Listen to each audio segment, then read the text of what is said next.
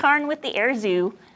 In 1938, listeners of CBS were panicked when they heard in what many believed to be a real Martian invasion taking place in the US. The reports on the radio talked of heat rays, tripod machines, and strange alien life forms, but luckily for Earth, it was just a radio adaptation of the science fiction story The War of the Worlds.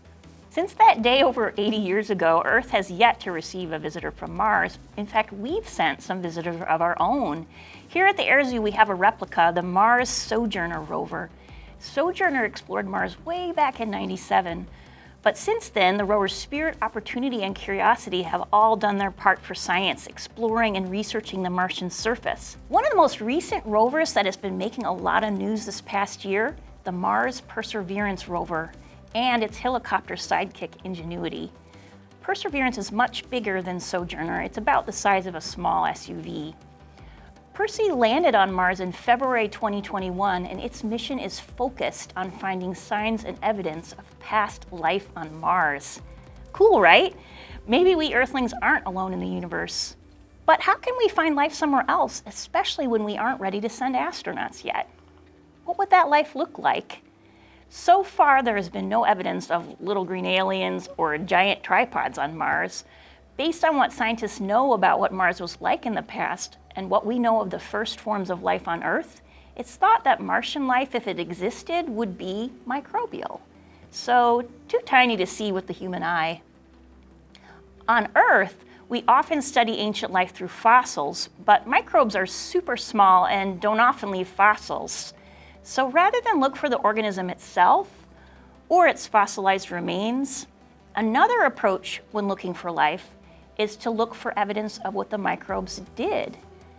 We can look for chemical signatures that could have a biological explanation rather than looking for the organism or its fossils. Microbes are great at changing things. Take yogurt, for example. It might not sound appetizing, but yogurt is made by bacterial fermentation of milk. Little lactic acid bacteria eat the lactose sugar naturally present in milk, and they burp lactic acid. And when enough lactic acid is produced, the proteins in the milk change too. They change shape, they clump together, forming the unique texture that we love about yogurt. And what was once liquid becomes a pudding-like semi-solid. We can see evidence of what the microbes did. These signs of life can be measured by the disappearance of lactose, the appearance of lactic acid, and the texture change, even without being able to see the tiny microbes themselves. Here's another earthly example.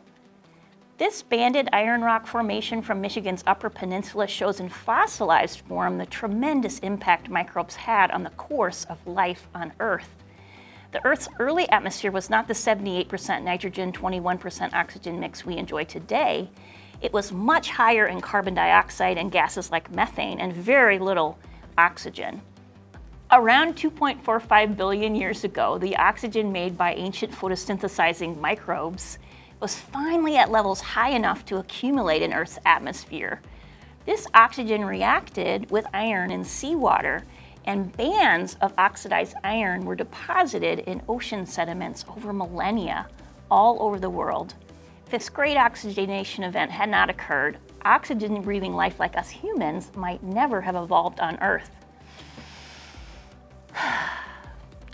Like the yogurt microbes, these microbes were changing their environment and left identifiable chemical signatures that scientists have used to figure out what happened. It's believed that Mars is too cold, too dry, and too radiated to support life in its atmosphere today. However, it wasn't always like that.